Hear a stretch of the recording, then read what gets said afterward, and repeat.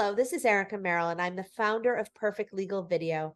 I'm very happy to have with us today Attorney Nicole Reeves Lavallee. She owns a family and real estate law firm in the Worcester area, and we are very fortunate to have her with us every week. She shares lots of great information that saves people thousands and thousands of dollars. So I want to thank you so much for joining us today, Nicole. Happy New Year. Thank you and Happy New Year. And we're going to start off with a fun topic. Let's talk about restraining orders. Um, well, first of all, we hear the word restraining order a lot on TV. Hopefully, not in your personal life as much, but it does come up. And it's shocking to think that just a normal person would have a need for a restraining order. And so, can you tell us, first of all, what is the restraining order and why would we need it? So, a restraining order is an abuse prevention order. That's what the technical name is. It's basically preventing somebody from abusing you, verbally, physically, otherwise. So, you got to have a reason to request it, obviously. But then, once you have a reason, you can go and get an order saying, I need a protection from this person because of their constant abuse or harassment or threats of that nature. So, something pops up. Is this normally what you see in family cases? I mean, I would assume. You definitely have it in family cases. I mean, you can just have it with, normal family members. But yeah, in a lot of domestic relations cases and a lot of divorces and a lot of paternity cases, that's where I think you see the bulk of it. And that intimate relationship, unfortunately, has gone sour, whether it be on a temporary basis or a permanent basis. It's something that, again, has escalated to the point of no return. And you really need to make sure that you're protected so that you don't end up in a hospital room or you don't end up dead. Yeah, and I'm sure that there's a lot of instances where somebody wished that they had put one in place sooner before something really bad happens. Are there any, I guess, markers that you can point to that like really show that something could escalate? I don't know that there's necessarily markers. I think the big thing is, again, you know where you are, and the standard is going to be imminent fear of bodily harm. So, if you're fearing for your life, if you're fearing for your safety, if you're fearing that somebody's going to hit you, obviously all of those things qualify. So, certainly, it's one of those things that you as a person can hopefully see it progressing and it's escalating, and we're getting louder and we're getting closer, and now we're right here in your face, and we're shouting at you and we're spitting on you because we're so mad at you, and it's that type of thing. We're starting to throw things in the house, and they're not aiming at you, but they're just throwing things. Those are all signs that at some point it's there or it's getting there. But certainly, again, you're going to be the best judge of that situation. You're going to know what is triggering it, hopefully, or what the signs are to look for. But obviously, it's going to be on a case by case basis. It happens in a lot of cases. And again, it doesn't have to be physical, it could be the verbal abuse, it could be literally, degrading somebody. I'm going to kill you if you say anything. Guess what? You can't do that. Those words are a threat. Of course, a normal person is going to be in imminent fear of bodily harm. So, again, you really need to look at what they're saying, what the context is. One of my favorite quotes about divorce is that you never know your ex better than when you're going through a divorce.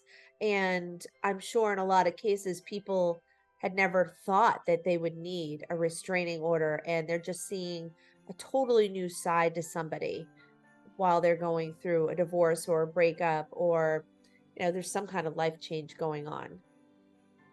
Yeah, and unfortunately, that's usually a major stressor for anybody. I mean, it is a stress. We know it is. Any breakup is a stressful situation, whether you're on the receiving end or the giving end.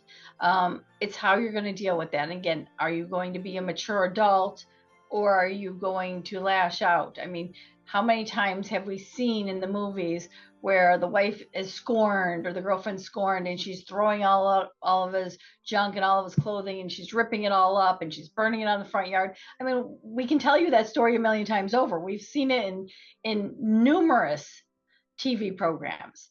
And unfortunately, that does happen in real life. The problem is what people don't understand is there's consequences to those actions. Things that happen in movies doesn't mean they should happen. And certainly if it does happen, you have remedies available. Don't have a bonfire with all of your ex's stuff. So which courts issue restraining orders? So it can be the district court or it could be the probate court. So those are going to be the courts that you can go to. Obviously, if you already have a divorce or you have a custody case pending or something of that nature, the best thing to do is to go to the probate court, because it's probably going to be the same court that's going to be hearing your divorce or your custody case. So it'd be nice to have the same judge hear all of the facts. It's obviously going to give that judge a good sense as to who each of the parties are, and obviously that can work in your favor. So certainly if you're going to do that, my suggestion is always go to that court. But you can always go to district court. So, you know, sometimes it's just, hey, there was criminal charges and this person was arrested and we don't have children together and we're not married. And I just want to move out of the house and never see him again. There's no other ties to him. So I'm certainly able to do that. And that way, obviously, you can do a district court, and that would be appropriate. I wouldn't say it's more appropriate. I still think it leaves it up to your discretion as to which one you feel more comfortable with. But obviously, you have that remedy to do that as well. So what happens when you go to court? It seems like it could end up being a he said, she said kind of a thing. Do they believe you? 90% of the time is exactly that, a he said, she said. Sometimes you have text messages, sometimes you have pictures, sometimes you have hospital reports or black eye photographs or the torn clothes that were ripped off your body. Again, those are all situations that you're going to have some external documents to show to the court. And obviously, any documentation is going to be beneficial because we kind of go with, hey, it's no longer he said, she said, it's a he said, she said, plus there's the documents that support he or she. So certainly that makes it more beneficial for you if you have that documentation. But yes, it becomes a he said, she said, and it boils down to how you can articulate the issues, how your attorney can articulate the issues, how you can get your point across as to what was said. And obviously, if there's any other parties present, you want to bring those parties in. So, you know, hopefully it's a non-family member, but even if it's a family member, you can still bring in that family member and go, hey, my mother was there when he started to throw me out or try to throw me out the window. But then, you know, we grabbed each other and brought us in, you know, whatever that situation is, you have somebody else testifying. Now, obviously, the court's going to take that with a grain of salt because there may be bias if it's your mother. But if it's a friend or somebody that you just know, a coworker of that nature, obviously the judge is going to be more inclined to believe that neutral third party versus either party. So yes, it definitely becomes a he said, she said. And sometimes the waterworks gets in the way. Sometimes it's really helpful. Sometimes it's really hurtful. So you don't want to be overly emotional if it's really not warranted. And if it's really not truthful, the judge is going to see through that. So, you know, a lot of times people will go, oh, I'll just cry and I'll pretend. Like, you're not doing this for any other reason other than to try to protect yourself. So when you do that, and the judges see thousands of these cases a day, they're being the judge. So if they think it's fake, that's going to hurt your case, no matter what side you're on. So don't be fake. Don't do that stuff. Let it be natural. And those are the best things that are going to help you. So what is the legal standard for a restraining order? How long can you be protected by one? So you can be protected for up to a year, and then you can extend it if you choose to. But the legal standard is imminent fear of bodily harm. So again, is it something immediate? You can't say he beat me in January of 23. Well, ma'am, it's January of 24. What has he done since? Nothing, but he has a history of it. Okay, but that was a year ago. That's not imminent. And imminent doesn't mean it happened today. It could mean it happened 3 days ago, but it's imminent. It's not really stale. So again, the judge is going to use their discretion as to whether or not it's imminent. But again, bodily harm or threat. Did you think, or were you actually harmed, is the standard. And again, we can do it up to a year. So the first hearing will be for 10 days, up to 10 days, because they have to serve the other party. A lot of times you're walking into court, you're filling out the forms, it's only you there. Well, chances are you write a good affidavit and you tell the judge exactly what happened, they're going to err on the side of caution as long as there's that standard met. And you get it, but you get it for 10 days. And then after that 10 days, what happens is that other person gets to come in and tell their side of the story, which becomes that he said, she said match. And then the judge makes a determination as to whether or not it's actually founded. Is the process very long? Long. I mean, obviously the hearing itself usually is within under an hour. Sometimes you're sitting there for 3 hours to get your 20-minute hearing, but obviously it could be a short process in terms of duration. The question is really, again, how long you're going to have it extended for. The judge leaves it up to his discretion. So if there is a custody case and you just filed for divorce 2 weeks ago and you have children together, the judge may very well be inclined to go, you know what, we're going to mark this up for 2 months, go to probate court and address it in probate court, regardless of where it is. So that might be an issue. But again, they have the right to extend it up to 1 year. So what if it is just too tempting for whoever has this restraining order against them to, stay away from their ex, to stop verbally or physically abusing them or threatening them? What if they violate the restraining order? And let's just clarify too, does that mean they have to stay 100 feet away from you? Like, what is typically the restraining order? So the restraining order in terms of yardage would obviously be written in there. So a lot of times it's 50 yards. It could be 100 yards. So again, you're trying to figure that out. 100 yards is 3 houses, just so you know.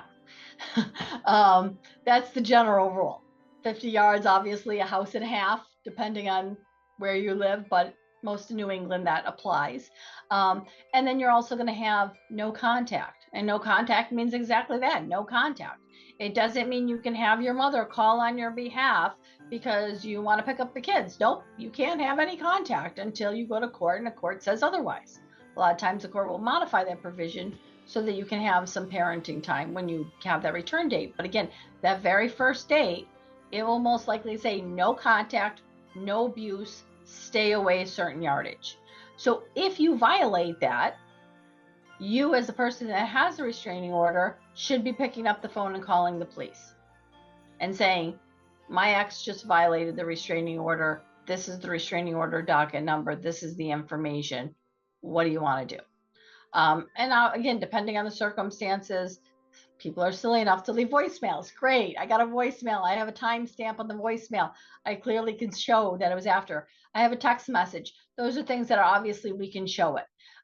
If you just called and you hung up, the police have to do a little bit more work to find out whether or not that's really his phone number or if it's his mother that called on his behalf. Again, they're going to have to do some investigation. So it might be a little bit harder. But again, you're filing that violation of the restraining order. And at the end of the day, the police are going to handle it accordingly, which could result in, will result in at least criminal charges being filed. Whether or not they are prosecuted really depends on the case and the circumstances.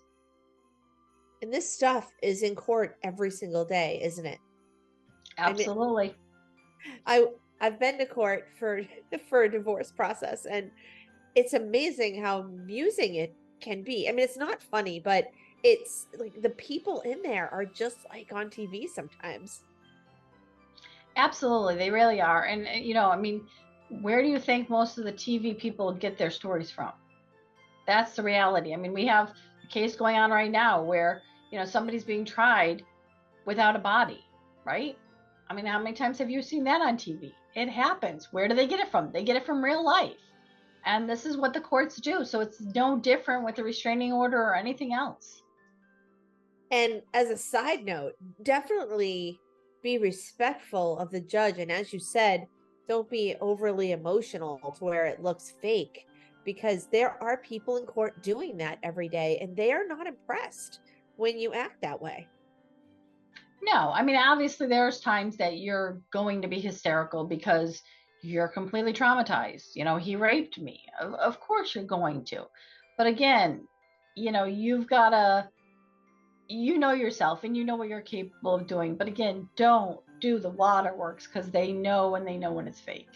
So, what happens at the expiration date of a restraining order? Let's say you're not going to extend it, it's ending, or you can't extend it anymore. Like, what happens? All of a sudden the abuse starts again, or hopefully they've learned a lesson and they've found someone else to abuse? I mean, I'm curious. Well, I guess simple answer is you can always request to extend it. So, to say that it's done is not done. It's done because you chose not to extend it. So whether it's extended for a month or 6 months or a year or 5 years or whatever the case may be, you can always go back, and you go back into court and you ask the court to extend it. But if either you fail to attend that hearing, or if you choose not to go, or you go and you say, I don't want it extended, that's certainly your right. So all those options are available. So if a restraining order is dismissed and is no longer in effect, then yeah, I mean, arguably you guys can now talk to one another again. And the court will 99% of the time tell you, even if it's being dismissed, they will say, ma'am, I'm dismissing the restraining order today. However, if you ever feel that the circumstances warrant a change and you need to come back, feel free. The court is always open to anybody who needs a restraining order. And they do that pretty much for every single case. So regardless of you saying, I want it dismissed, or the judge finding that, they will tell you that. And that's the reality. You can keep filing over and over again. Now, again, at some point, it's going to be called cry wolf.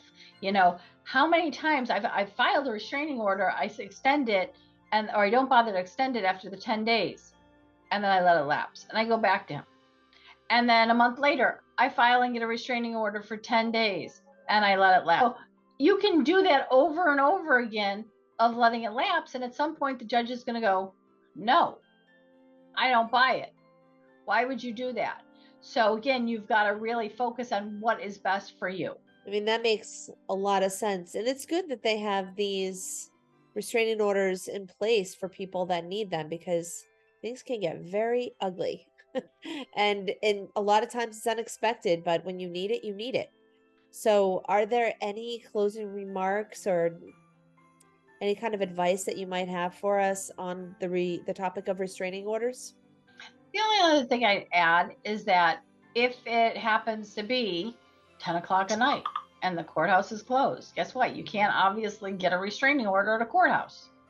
But what you can do is there's always an on-call judge. So if you call the police department and say, I need to get a restraining order, whether it be that you have to go down to their house and go down to the police station, or they come to your house, they will let you talk to a judge. They will have you complete an affidavit. They will say that affidavit to an on-call judge. An on-call judge is 24/7, and that judge will make a determination. And if the judge says yes and grants the restraining order, then you'll have to go back to court the next business day. So you can get an emergency restraining order overnight. Again, any types of circumstances. We know that crime doesn't happen just during business hours, and that's the reason why that's out there. Well, that's very helpful to know. Thank you so much. We really appreciate your coming on the show today and sharing all of this information. If it helps one person, then it's absolutely worth it. And I do want to say, for anyone out there that is going through a divorce or separation or any other kind of family matter, real estate matter, absolutely give Nicole and her team a call. They are fantastic at what they do.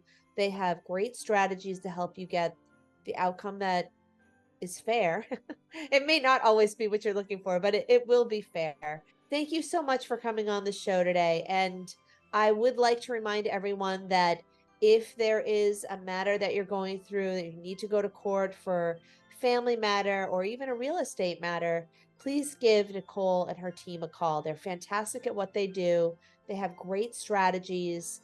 They have empathy for you. And, just the information that you get in the first meeting is like gold. So absolutely call them and get your questions answered by a professional. Thanks again for joining us today, Nicole. We hope you have a happy new year. Thanks for having me, and you too. Thank you very much. Goodbye, everyone, and thanks for watching.